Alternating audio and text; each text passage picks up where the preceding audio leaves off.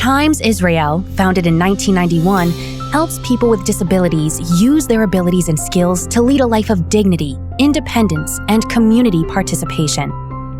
Our 25 centers and programs provide early childhood rehabilitative care, after-school clubs, vocational college, supported employment, adult rehabilitative nursing care, and mental health employment services. The 1,400 people we work with are toddlers, children, teens, adults, and the elderly from all population sectors, regardless of religion, race, or nationality. In Ashkelon, a southern city that's less than 6 miles from Gaza, we provide both early childhood and adult therapeutic daycare services. The Children's Center operates in 4 inadequately repurposed private homes that are full of small rooms and many stairs.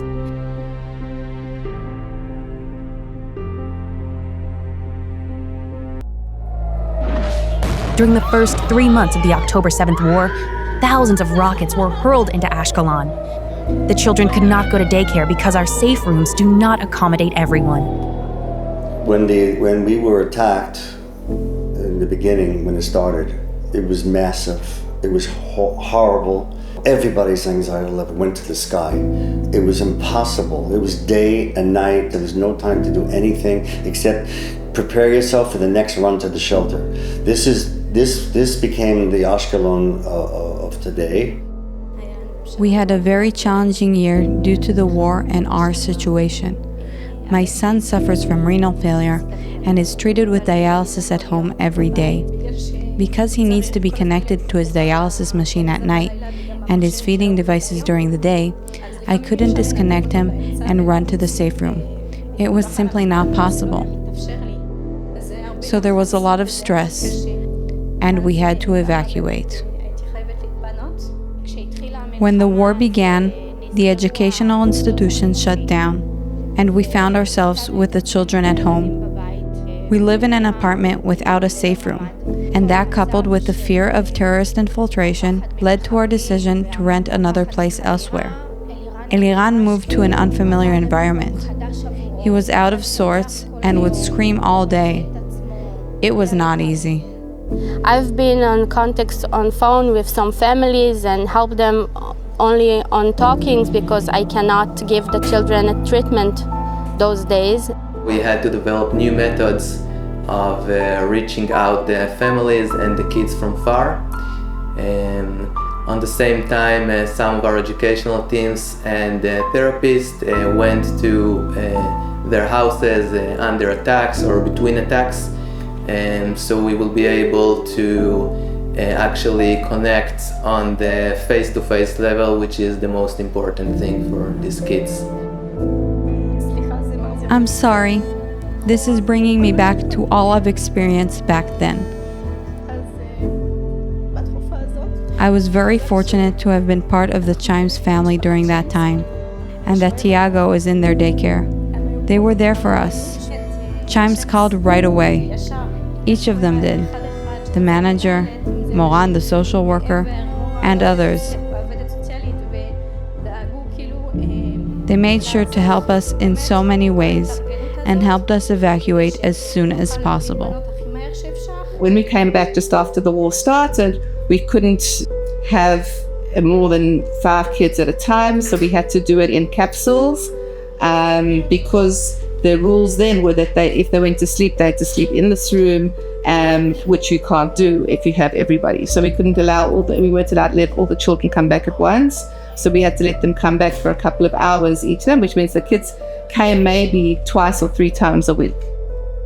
We got a permission to go back here and keep working with the children. We saw if we had a progress with the child, he got back, he had a regression in his development. We saw children in stress. We saw children with the eating disorders, with sleeping disorders. We saw children that got back to infant behavior. They start drinking bottles again, stop eating solid. So what we do is now we have an exercise where I look around and say, Azaka, we don't actually sound siren. And then the kids and the staff come in and they've got to be here within 30 seconds. For one class, it's very easy. For the other class, it's very difficult. You have to walk downstairs, and so we have to carry them. And if they're outside in the playground, then you have to bring them upstairs and then downstairs to get them to this room. So we don't make it in 30 seconds. The situation today is that, first of all, they practice with the kids the steps of getting to the safe room. Now, whenever Eliran hears sirens, he doesn't yell or panic. They must be working on this with the kids at the daycare. Since joining the daycare, he's much less anxious. He was a boy with many anxieties. He would enter a new room with a physical therapist and scream. He wouldn't cooperate.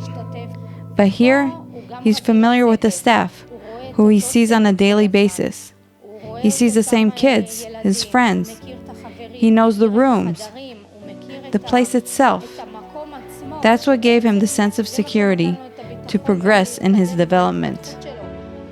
The Ashkelon municipality has granted Chimes Israel land to build and operate a new early childhood center, and plans have been drawn for a building that can accommodate 80 children. A new center with the shelter will help us to give the children a safe environment so we could give them a treatment they need to help them with development delay. In times of conflict, we can keep the routine they know. And for autistic kids, it's very important to have a routine.